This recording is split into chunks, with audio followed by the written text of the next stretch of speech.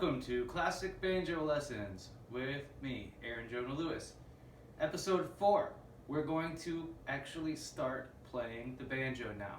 We have covered getting a banjo, getting strings on the banjo, getting the strings in tune, and now we're going to talk about right and left hand position a little bit, and we're going to cover the first 3 exercises in the Bradbury book, which again, if you don't have it, the old edition looks like this. I don't have the newer edition, but it's got a picture of someone's hand and a banjo on it, I think. It's by Frank Bradbury. Now, one thing about reading music, you do not have to be able to read music in order to play music. Reading staff notation is very helpful, especially if you want to play music that's never been recorded, which includes a lot of classic banjo music.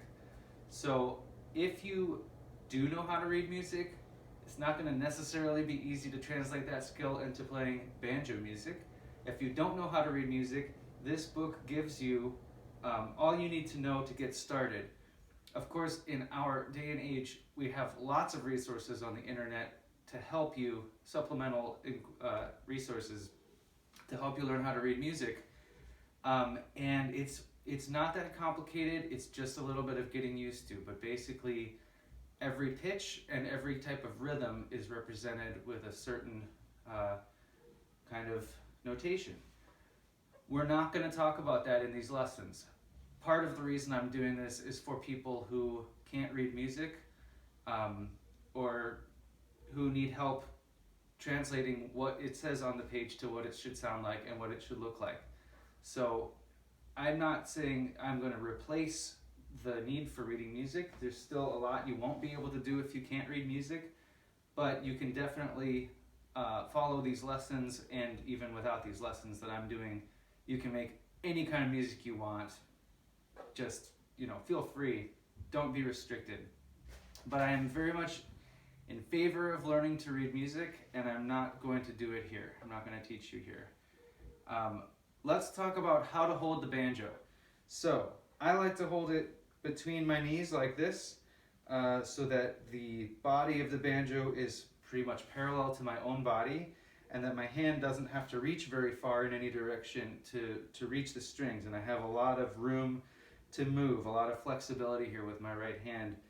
And basically, I want my hand to be like just kind of where my belly button is. So this is very comfortable for me. When I play clawhammer, I like to have the banjo on my right knee like this, so that I can rest my elbow and reach my arm over very comfortably to this part, which is where I like to make the sounds when I do clawhammer. But for classic banjo, I like this a lot better. You will find a lot of great players play on the knee like this. It's a matter of finding what's comfortable for you. I'm not going to be dogmatic about it. But personally, I find this gives me the most flexibility and comfort. Another thing is you want to have the neck going up at about a 45-degree angle. You don't want it down here like parallel with the ground. That's going to make your right hand harder to manage, and your left hand is going to struggle with getting in position. 45-degree angle is just get in this habit is my recommendation. It's going to be much easier. So once you have, I recommend, I'm not going to read through this, but on page 5, it's great stuff. Like, for example, the strings are pushed with the tips of the fingers, never the nails, and do not pick too deep or lift the string, causing a disagreeable hooked tone. I love that thought that you're pushing the string with your finger. You don't have to think about it as hooking or pulling. It's just shoving the string until it gives.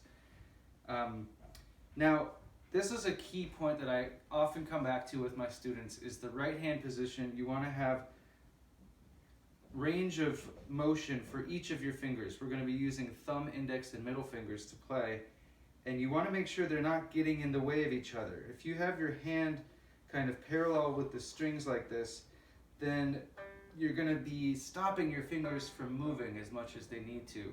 So instead, you want to have your fingers perpendicular, and your hand basically perpendicular to the strings, so that each finger can have its own lane of traffic. So now we've talked a little bit about the right hand position. Left hand position, we're actually not going to worry about too much just yet, but basically you want to have the pad of your thumb around the middle of the neck, and you want to feel very easy about this. It's not glued there, it can move, and this is all very free and not rigid. You have a range of motion, and that's very important to be able to reach chords like this one. Oh, that's so hard. I struggle. But don't worry, if you have big hands or little hands, be patient with yourself. You'll find ways to make it work. Now, let's go ahead and look at page 9. I think the page numbers are maybe one page number off in the 2 editions, but exercise number 1, we're going to play the open strings, and we're going to use the metronome. Now I have this cool old-fashioned metronome here, and I don't know, I'm not going to be able to extricate it. I can't extricate it. I'm going to get my regular metronome.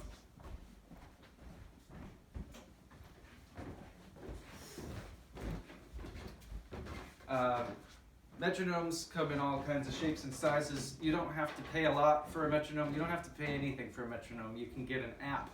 I like an app that's called Pro Metronome on my phone.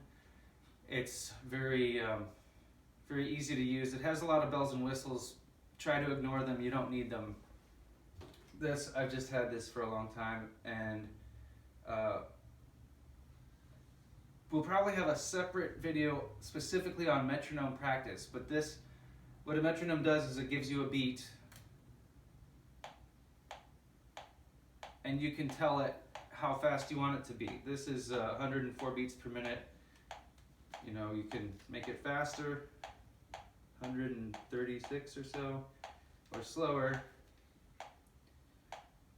That's 72.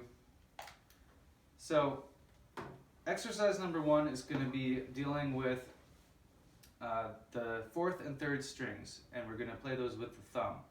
So when we play a string, we can just rest, you can rest your thumb on the 4th string and then just play through it at a downward angle.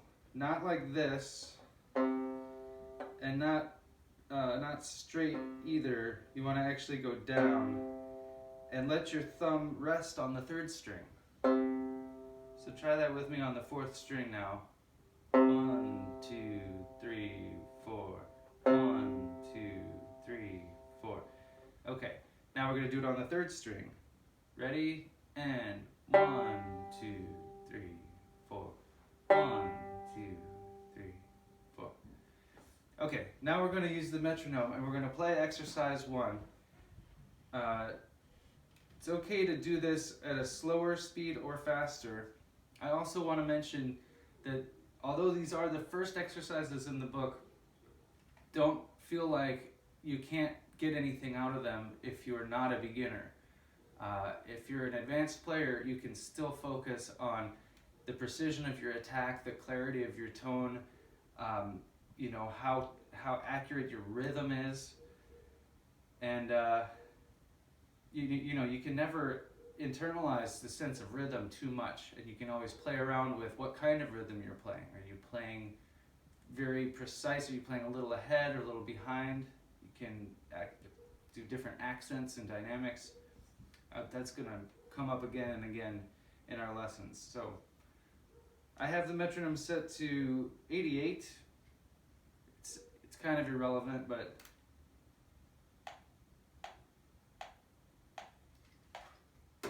this is the quarter note. So there's 4 quarter notes in a whole note, and we're going to do like this. 1, 2, ready, go. 1, 2, 3, 4. 1, 2, 3, 4. 1, 2, 3, 4. 1, 2, 3, 4. 1, 2, 3, 4. 1, 2.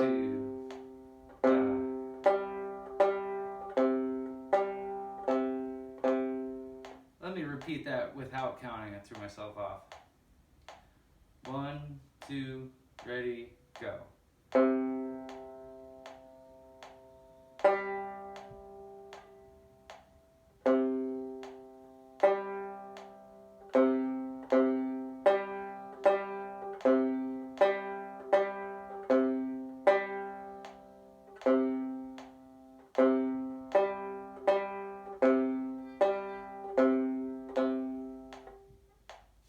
That's the first exercise. You can also do this without a metronome.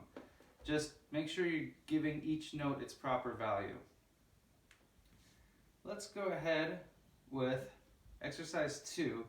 Now we're going to play the third, second, first, and fifth strings. And we're going to have the thumb on the third string, index on the second string, and middle on the first string. So I'll just go ahead and play it and play along with me if you're following along in your book, or just you can learn it from this video. Play exercise 2, about the same tempo without the metronome. 1, 2, 3, 4.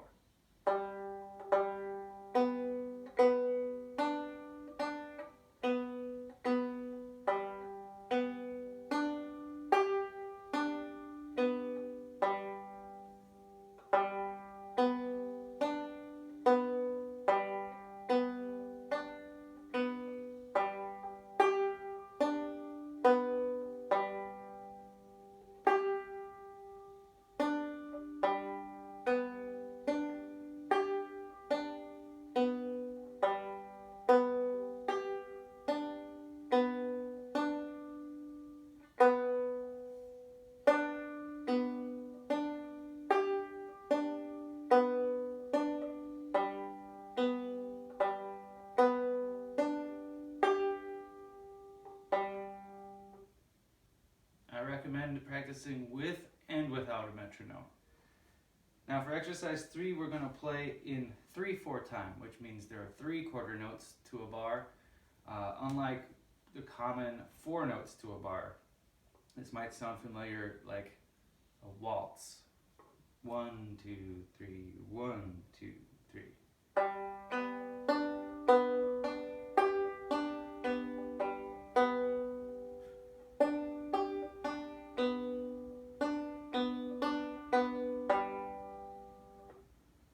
That's all for this episode. Thank you for joining me. I'll see you next time.